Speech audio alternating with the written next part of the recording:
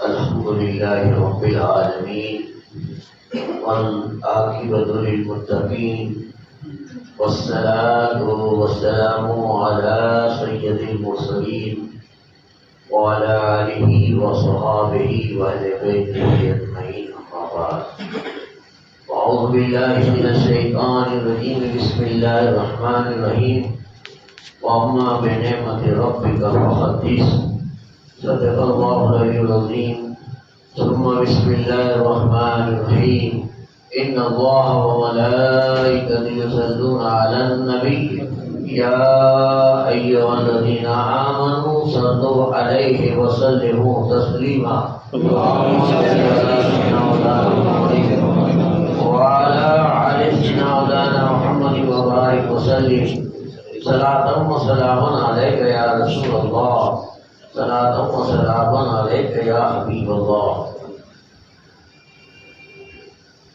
محترم حضرات، آج کا یہ مبارک دن دنوں کا سردار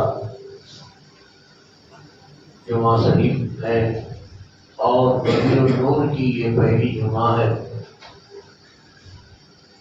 یہ مبارک مہینے کی جتنی بھی فضیلت بیان کی جائے اتنی کم ہے، اس لیے کہ اللہ تبارک و تعالیٰ نے بے شمار نعمتوں سے ہمیں نوازا ہے. اس کی کس کس نعمت کا چرچا کیا جائے، کس کس نعمت کا شمار لگایا جائے، بندے کے بس کی بات نہیں ہے کہ رب کی نعمتوں کا شمار کرے.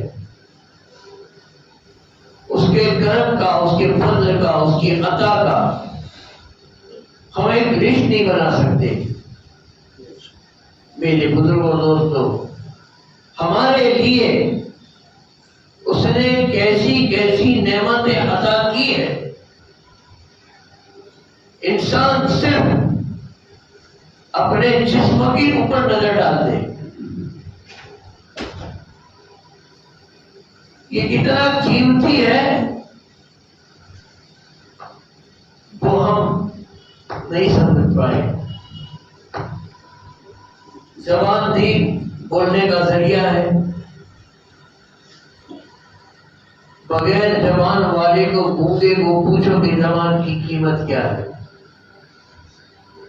آنکھیں دی دیکھنے کا ذریعہ اس نے دیا ہم کو، اندھے سے پوچھو کہ آنکھوں کی قیمت کیا ہے.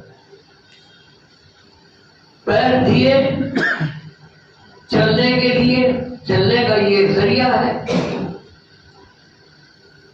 کسی لنگڑے سے پوچھو کہ اس کی قیمت کیا ہے، لولے سے پوچھو ہاتھ کی قیمت کیا ہے، پیرے سے پوچھو کان کی قیمت کیا ہے.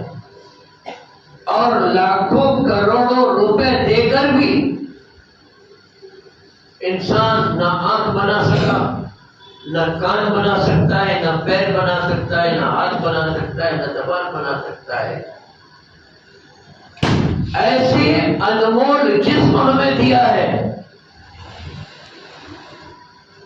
اور کوئی قیمت نہیں. بزرگوں اور دوستوں، اللہ تعالیٰ فرماتا ہے کہ اس کی نعمتوں کا خوب چرچا کرو. جو اس نے نعمتیں دی ہیں اس کا خوب چرچا کرو. انسان دنیاوی فائدے کے لیے جب کسی سے کچھ فائدہ ہو جاتا ہے، کچھ کام اس کا بن جاتا ہے، کسی کے ذریعے تکلیف دور ہو جاتی ہے، تو اس کے گیت گایا کرتا ہے، اس کی تعریف میں تعریف کرتا ہے. فلاں آدمی بہت اچھا ہے، فلاں آدمی بہت اچھا ہے، اس نے یہ میری تکلیف دور کر دی. فلاں آدمی ہے، نیک ہے، لوگوں کی مشکلی میں کام آتا ہے. ارے تیرا ایک کام کر دیا تو ہر وقت اس کے پاس گیت گایا کرتا ہے. ارے وہ گیت گانے کے لیے جس نے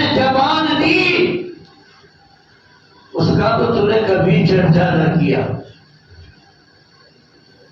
کتنی بڑی نعمت یہ ہے. آرام کرنے کے لیے رات تھی، کام کرنے کے لیے دن دیا، روشنی کے لیے سورج دیا، چاندنی دی، ستارے دیے، آسمان دیا، چاند دیا، سورج دیا، پانی دیا، ہوا دیا. دواخانے میں جاتے ہو، مریض کا آخری وقت ہوتا ہے، جب رب کہتا ہے کہ اب تیری ہوا پوری ہو گئی، ڈاکٹر کوشش کرتا ہے، آکسیجن کا باٹلا چڑھاتا ہے. آکسیجن کے ڈاکٹر باٹلے کے پیسے پہلے جمع کرو، پھر آپ کو آکسیجن کا باٹلا ملتا ہے. ارے تم پیدا ہوا جب سے لے کر آج تک یہ مفت کا آکسیجن تو لے رہا ہے. ڈاکٹر نے تو ایک باٹلے کے بھی پیسے لیے. اور یہ رب کتنی بڑی نعمت ہے. ہوا بند ہو جائے تو سانس نہیں لے سکتے، ٹپ لگے ٹہلے کے آدمی مر جاتا ہے.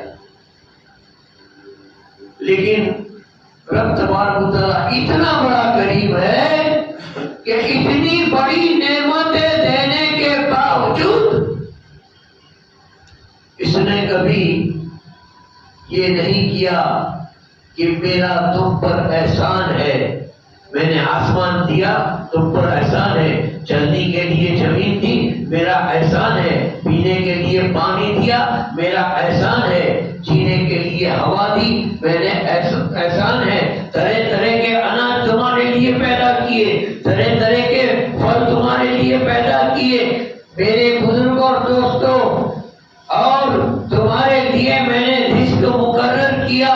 اتنا بڑا رازق کوئی کسی کو کیا روزی دے گا، کوئی کسی کو کیا کھلائے گا. کتنا بڑا رازق ہے وہ، کتنا بڑا رازق ہے. ایسا رازق کوئی نہیں. بندہ تو بعد میں پیدا ہوتا ہے، تیرا رزق تیری ماں کی چھاتی میں پہلے پیدا کرتا ہوں، بعد میں تجھے پیدا کرتا ہوں. بچہ بعد میں پیدا ہوتا ہے، ماں کے سینے میں، ماں کی چھاتی میں اس کا دودھ پہلا پیدا کیا جاتا ہے. اس کے جیسا رازق ہے کوئی؟ اتنا بڑا ایسا رازق رزق دینے والا ایسا ہے کوئی؟ ہم نے کبھی اس کا چرچا نہ کیا، ہم نے کبھی اس کا شکریہ ادا نہ کیا. رب نے بے شمار نعمتیں دی، کبھی یہ نہ کیا کہ میرا تم پر یہ احسان ہے، میں نے چاند دیا، احسان کیا، میں نے سورج دیا، احسان کیا، میں نے پانی دیا، احسان کیا، میں نے تمہارے لیے اناج پیدا کیے، احسان کیا، میں نے تمہاری ماں کے دل میں ممتا ڈالی، میں نے احسان کیا، باپ کے دل میں شفقت ڈالی تاکہ تمہاری پرورش ہو جائے. لیکن کوئی احسان نہیں. لیکن ایک ایسی نعمت ہے، یہ ساری نعمتیں کچھ نہیں جس کے سامنے، یہ ساری نعمتیں کچھ نہیں اس کے سامنے. ایسی نعمت اللہ تعالیٰ نے دی اور کہا کہ میں نے تم پر احسان کیا ہے، میں نے اپنا رسول تم کو دیا. رسول دے کر، نبی دے کر اس نے کہہ دیا کہ میرا تم پر احسان ہے. تو لوگوں سمجھ جاؤ کہ ساری نعمتیں کچھ نہیں. سب سے بڑی نعمت اگر کوئی ہے تو ہمارے تمہارے آقا سرور کائنات، فخر موجودات، سید المرسلین، شفیع المذنبین، رحمت للعالمین، یاسین، خاتم النبیین، حضور احمد مجتبی محمد مصطفیٰ صلی اللہ علیہ وسلم کی ذات بابرکات سب سے بڑی نعمت ہے، سب سے بڑی نعمت ہے. وَأَمَّا بِنِعْمَتِ رَبِّكَ فَحَدِّثْ. اللہ کہتا ہے اس کی نعمتوں کا خوب چرچا کرو، خوب چرچا کرو. ارے رسول کی ذکر کرتے ہیں، رسول کی نام پڑھتے ہیں، رسول کی بات کرتے ہیں، رسول کا میلاد مناتے ہیں تو کیا کرتے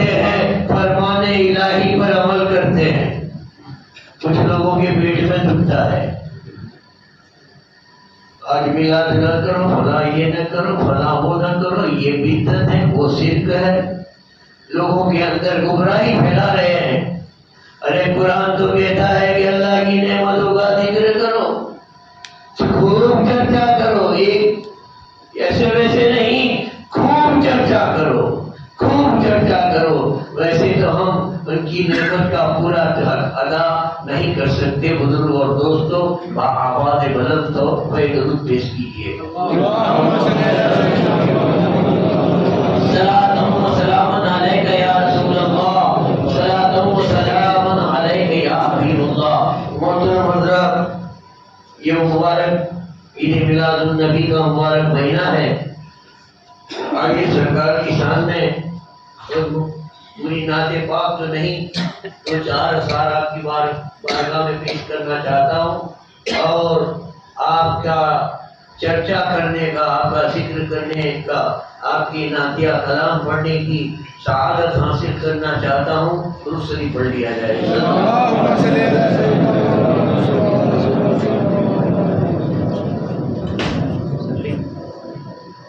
شاعر کہتا ہے کہ جہاں سر جھکے، جہاں سر جھکے، جہاں سر جھکے وہ مقام خدا ہوتا ہے. جہاں سر جھکے، جہاں سر جھکے وہ مقام خدا ہوتا ہے، اور جہاں دل جھکے وہ مقام مصطفیٰ ہوتا ہے. جہاں دل جھکے وہ مقام مصطفیٰ ہوتا ہے. میلاد نبی کی ہر محفل عنوان عبادت ہوتی ہے، اور جب ذکر محمد ہوتا ہے تو جنت کی بشارت ہوتی ہے. فلک کے چاند ستارے بھی نعت پڑھتے ہیں. ارے نعت تو خود اللہ تعالیٰ پڑھتا ہے. قرآن کو کھول کے تو دیکھو.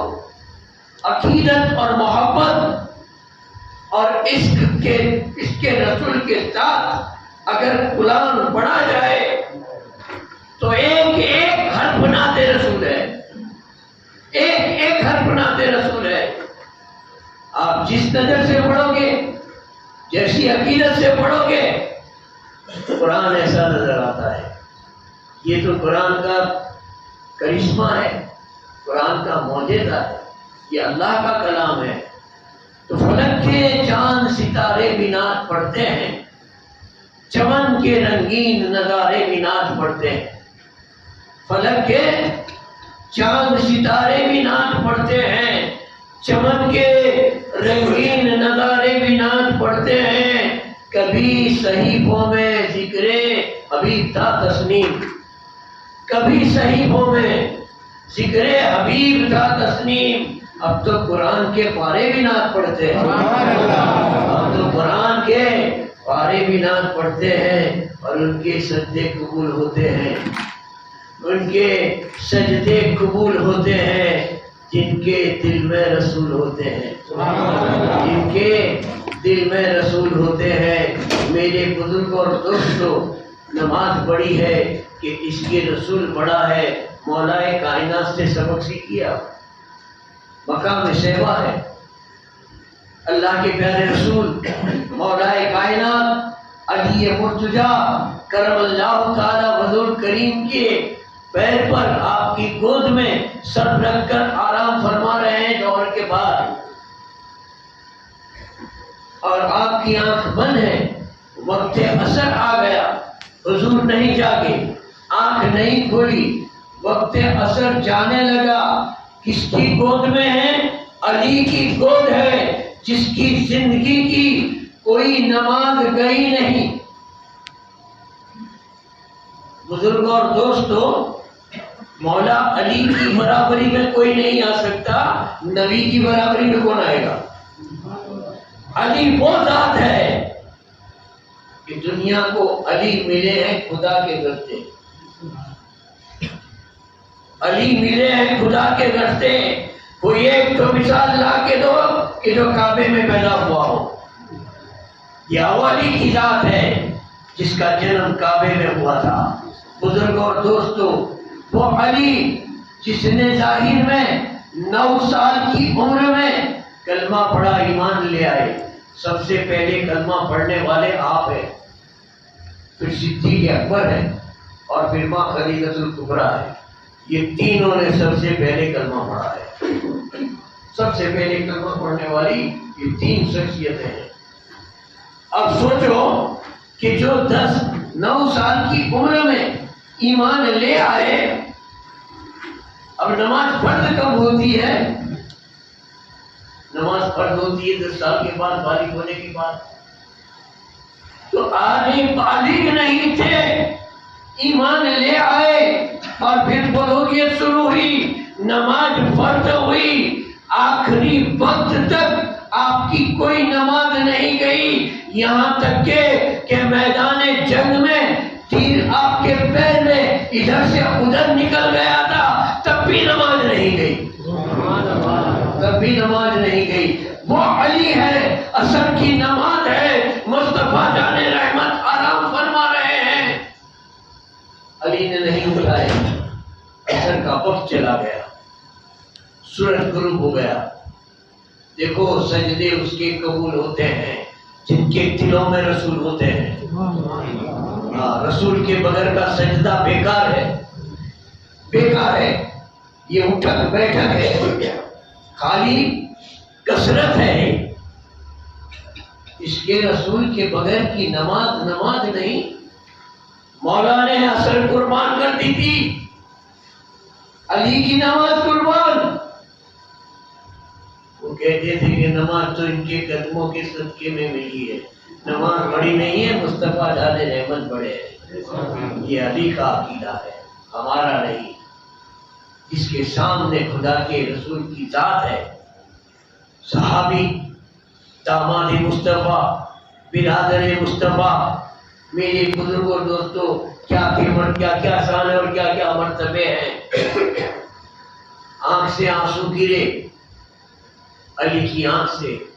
زندگی کی پہلی نماز، نماز عصر، حافظوا علی الصلاۃ، صلاۃ الوسطی، نماز قائم کرو، اور وہ بھی عصر کی نماز. مولا علی نے واری تیری نیند پر نماز، وہ بھی نماز عصر جو اعلیٰ قدر کی ہے. میرے بزرگوں اور دوستوں، حضور نے آنکھ کھولی، علی کیوں روتے ہو؟ سرکار آج عصر قضا ہوئی، سورج غروب ہو گیا ہے. آپ نے کہا ٹھہرو. سرکار اٹھے، غروب ہونے والا سورج کی طرف ایک اشارہ کیا، ڈوبا ہوا سورج باہر آیا.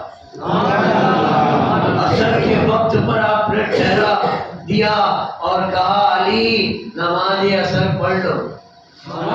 رسول کی محبت میں جب نماز گئی تو جاتی نہیں ہے، سورج کو واپس آنا پڑتا ہے.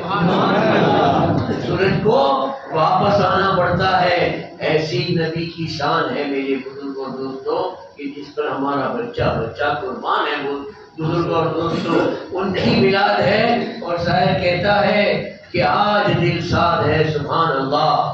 کہو آج دل شاد ہے سبحان اللہ. عید میلاد ہے سبحان اللہ. ارے زندگی جن کی ہم بھول بیٹھے ہیں ان کا دن یاد ہے سبحان اللہ. ان کا دن یاد ہے سبحان اللہ. میرے جہاں تاریخ تھا، ظلمت کدا تھا، سخت کادا تھا، کوئی پردے سے کیا نکلا کہ گھر گھر میں اجالا تھا. تو شریف پڑھیے صلی اللہ علیہ وسلم، صلی اللہ علیہ وسلم. صلاۃ و سلام علیک یا رسول اللہ، صلاۃ و سلام علیک یا حبیب اللہ.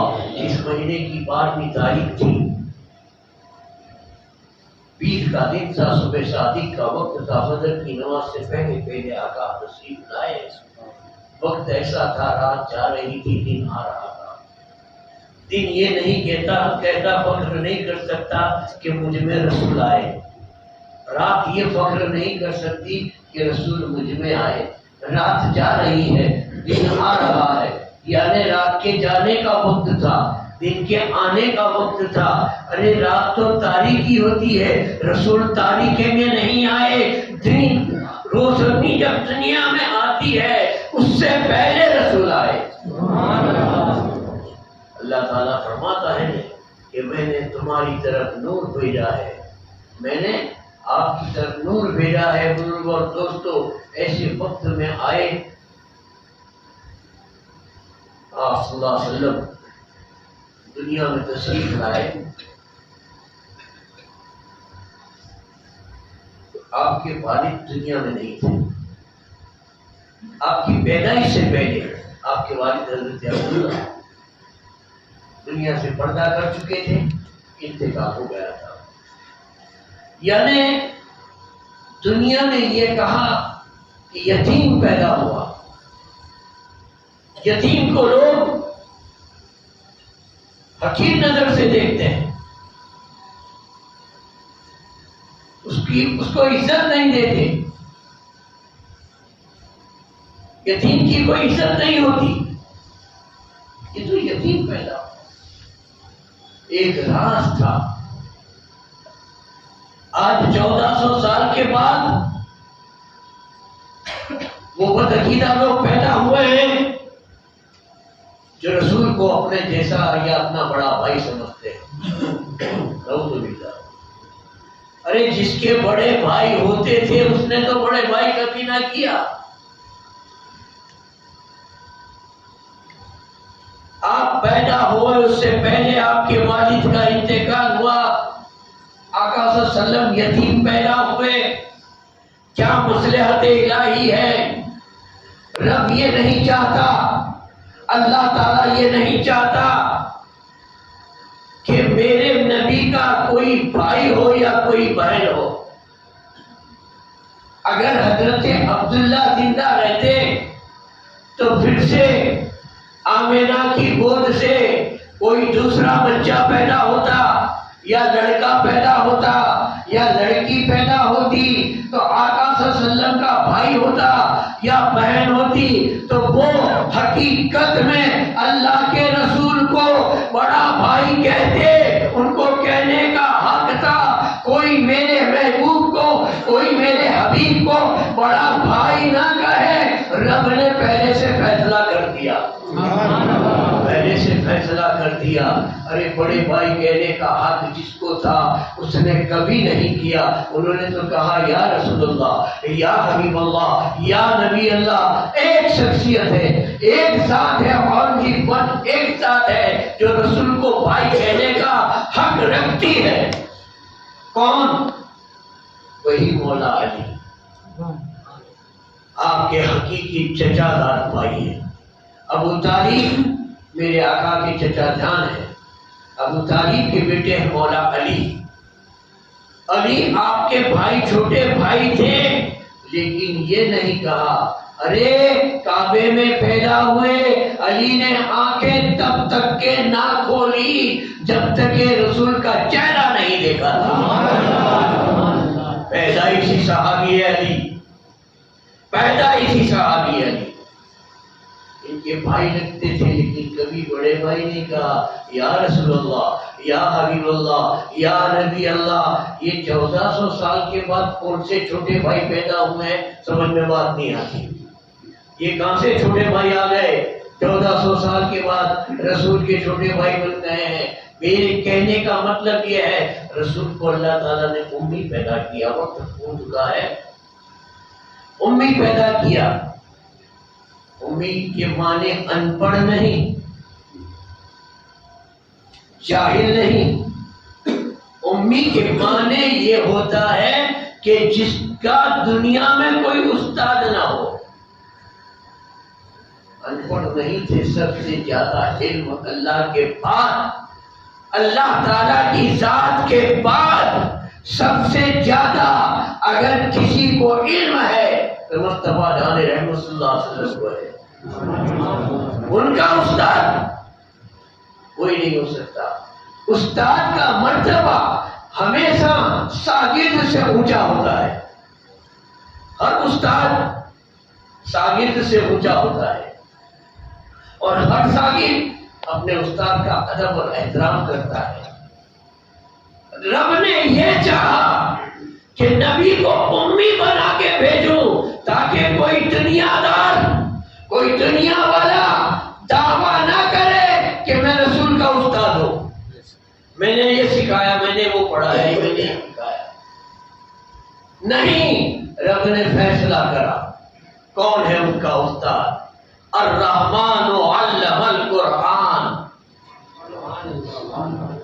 قرآن کہتا ہے رحمان نے سکھایا، علم القرآن، رحمان نے قرآن سکھایا۔ کس کو سکھایا؟ الرحمن علم القرآن۔ پھر کہتا ہے خلق الانسان، پھر میں نے انسان کو پیدا کیا۔ تو یہاں ایک سوال پیدا ہوا کہ انسان بعد میں پیدا ہوا تو اے رحمان تو نے قرآن کس کو سکھایا؟ تفسیر پڑھو گے تو پتہ چلے گا۔ تو صاف ظاہر ہوا کہ یہاں سکھانے سے مطلب اللہ کے حبیب کی ذات ہے۔ اس وقت بھی اللہ کے حبیب عالم نور میں ہے، ان کو رب نے پہلے قرآن پڑھا دیا۔ الرحمن علم القرآن، اور رحمان نے قرآن سکھایا، اور سکھانے والا استاد کے اندر رحمانی صفت ہونی چاہیے۔ تو رب نے نہ رحیم اپنا نام رکھا، نہ کریم رکھا، نہ غفار رکھا، نہ ستار رکھا، نہ قہار رکھا۔ میرے بزرگ دوستوں رحمان رکھا کہ پڑھانے والے کے دل میں شان رحمانی ہو تو سیکھنے والا سیکھ لیتا ہے۔ جب جبریل علیہ السلام وحی لے کر آتے تھے آیت قرآنی، آپ کہتے تھے الف لام میم، حضور کہتے تھے آگے پڑھو، اے جبریل آگے پڑھو۔ جبریل سوچ میں پڑھے کہ میری سمجھ میں تو یہ نہیں آیا، مصطفیٰ کیسے سمجھ گئے؟ میں نہیں سمجھ سکا الف لام میم کے معنی۔ بزرگوں اور دوستوں، تو جہاں جہاں یہ آیتیں آتی تھی اللہ کے رسول کہتے تھے جبریل آگے پڑھو، آگے پڑھو، سمجھ گیا میں، کیونکہ پہلے سمجھا دیا تھا رحمان نے۔ آپ کا استاد اگر ہے تو اللہ کی ذات ہے۔ تو قرآن یہ کہتا ہے حضور کی تعظیم کی جائے، حضور کا ادب اور احترام کی جائے، آپ سے محبت کی جائے، ایمان کی جان ہے۔ مصطفیٰ جان رحمت کی محبت، انہی کے سجدے قبول ہوتے ہیں جن کے دلوں میں رسول ہوتے ہیں۔